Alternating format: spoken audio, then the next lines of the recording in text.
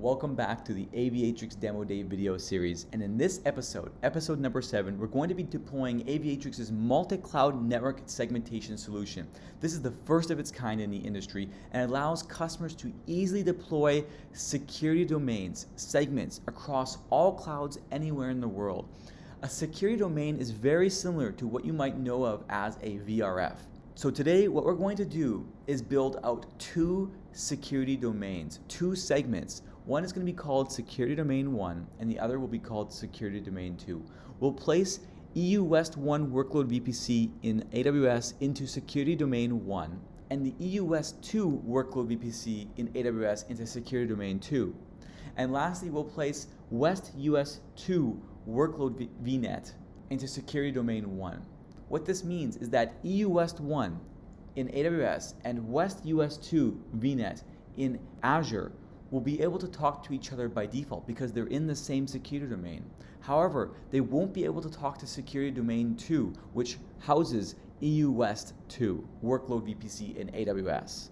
And then we'll create a connection policy which will then leak the traffic between Security Domain 1 and Security Domain 2 so that these two security domains can talk to each other. Keep in mind, not only can we place VNets, VPCs, VCNs into a security domain, we could also place VPNs, such as the VPN we created earlier, into a dedicated security domain. So if you have connections to on-prem, connections to partners, connections to customers, or connections to SD-WAN, for example, you can build multiple security domains and have them connected across your cloud in a simple manner. It's quite brilliant.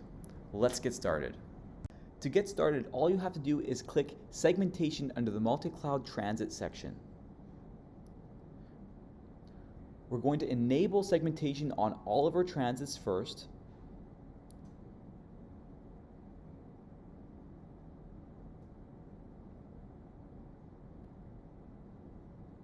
Done. Enabled on EU West 1. Let's do it on EU West 2 as well. All right, and lastly, we need to do this in Azure as well. Now that they're all enabled, we can go and create our multi-cloud security domains. So let's build Security Domain 1,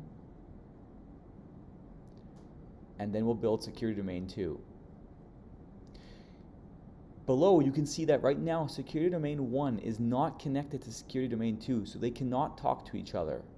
Later on, we will make them talk to each other.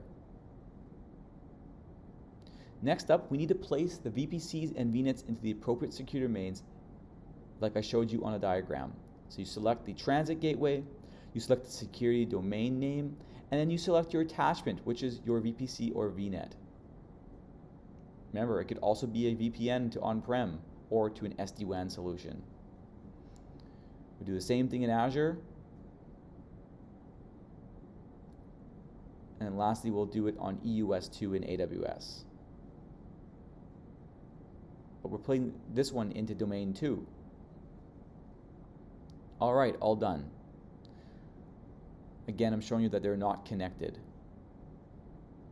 So let's test the connectivity. I have an instance in EU West 1, and we're going to try to reach the Azure West region. There you go. It works because they're in the same security domain. You can see that I'm trying to reach Azure because the latency is higher, right? So it's going across to a different continent.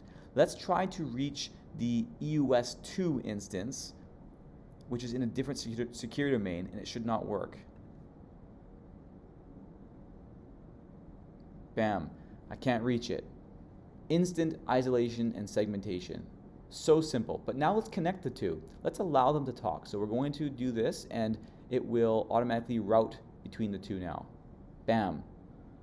Isn't that incredible? Brilliant. And it's as simple as that. You enable the segmentation feature on all the transits, and then you specify which VPCs and VNets go into which security domains, and the isolation and segmentation is built for you. If you want to connect one security domain to another, you just use the UI, you select the security domains, move them over to connected, bam, instantly the controller reprograms the security rules, the routing tables, and leaks the traffic so that these two security domains can talk to each other. That's it for this video. I hope you join me in episode 8. Take care.